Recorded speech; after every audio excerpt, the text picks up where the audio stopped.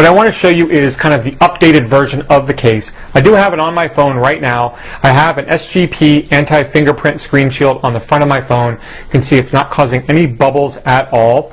Here's a couple of the new things about this version of the case. First of all, there's a cutout for the SIM card tray. Not really a fan of that. Don't know why they did that. I personally never access my SIM card. I know a lot of people that, don't do so. So I'm not really sure why it's there, but needless to say, it is there.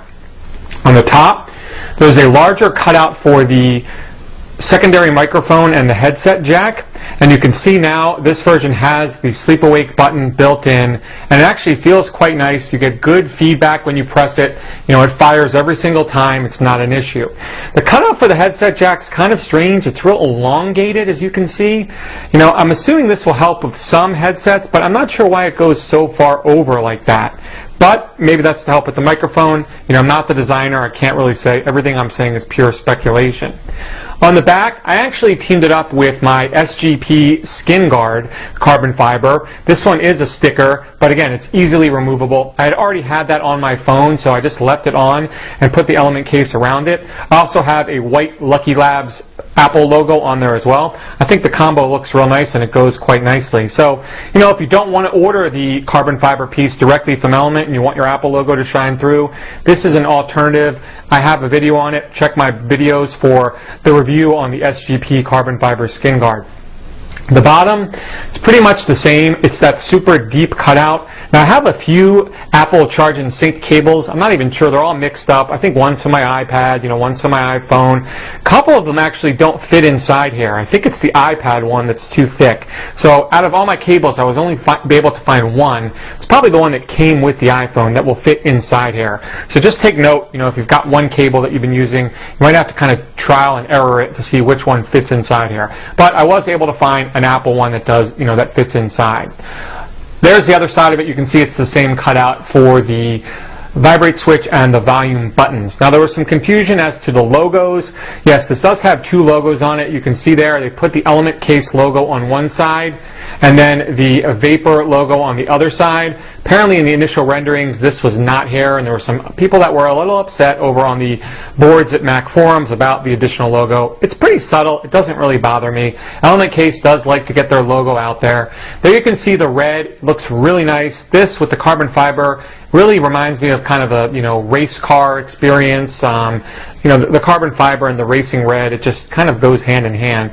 As far as the material itself, it's pretty matte feeling. Not seeing a lot of oil and buildup when I'm holding it in my hand, which is a good thing. I wouldn't say it's super glossy, so it's not going to show all that oil and fingerprints and whatnot. I know there's a lot of people asking about reception. I haven't noticed in the short time that I've had both versions of the case any drop in signal. I've been just fine. I don't really want to comment on it too much right now until I've had a chance to get this out and about in a real world situation and see how the signal works. Right now I'm in my basement. I get very little signal down here anyway.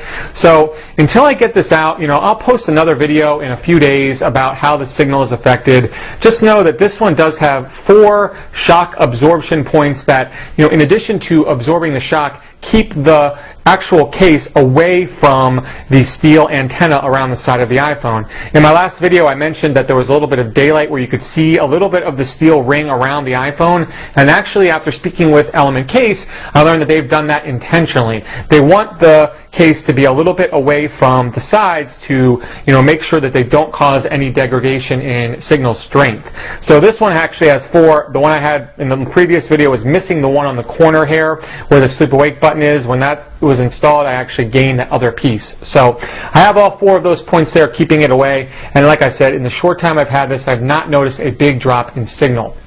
So I like this case a lot. If I was going to order it again, I'd probably skip the carbon fiber piece and just order the Vapor itself, and then go with a skin like this SGP skin guard, which you can use on other things. Has the Apple logo. You can take it off. You can remove it. You could use it with any skin really. This would probably work great with just an invisible shield or a clear coat on the back. Keeping the iPhone totally clear. Essentially just keeping the Vapor like a bumper. I don't think that this is worth $20 personally. I'm much happier with the SGP one that comes with the screen shield. That costs $20, but you do